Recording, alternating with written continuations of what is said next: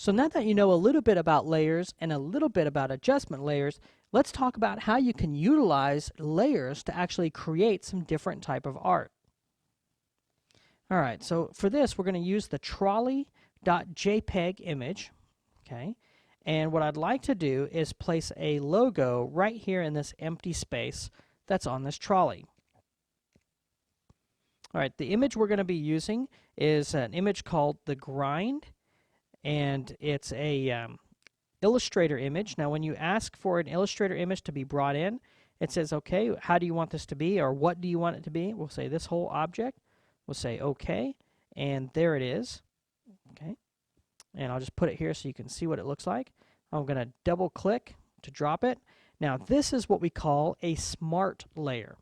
What that means is you're allowed to scale it up and down, and if you need to edit this image, you can actually double click and it will open Illustrator for you so you can go in and edit the image. Now, what I'd like to do, let me go ahead and just rip this panel off so you can see me as I work. I'd like to get this image placed right here on this part of the trolley. It's like a little advertisement. So I could use my move tool, but I'll teach you a great shortcut. All you have to do is hold down your control key on your PC and the equivalent on the Mac, and you can actually move this around no matter where you are. And when you let go of control, you're back to the tool that you were using earlier. Okay, so very, very, very useful. So what we're going to do is we're going to put it near the trolley.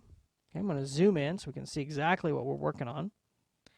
And now I need to scale this down.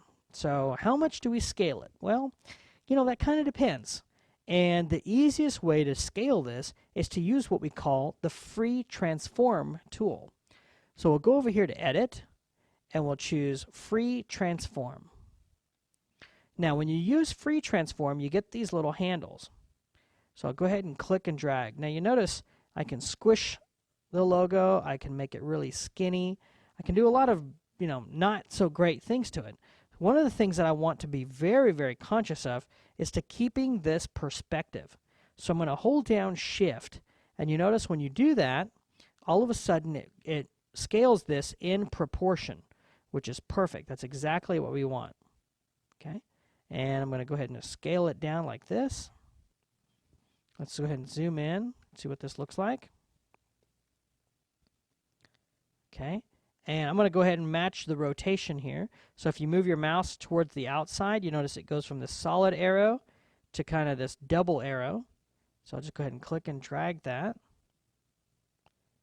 And maybe make it just a little bit bigger. Okay, now I want to place this. So to place that, it's just press Enter or double click anywhere inside of this workspace. And there we go. To get some of this to be a little bit more believable, we may drop the opacity just a bit, just so it sticks right in there a little bit nicer. Okay, let's go ahead and, oops. Let me just go ahead and zoom out a bit. There we go. And we just added a logo to the back of this trolley and really made it fairly believable.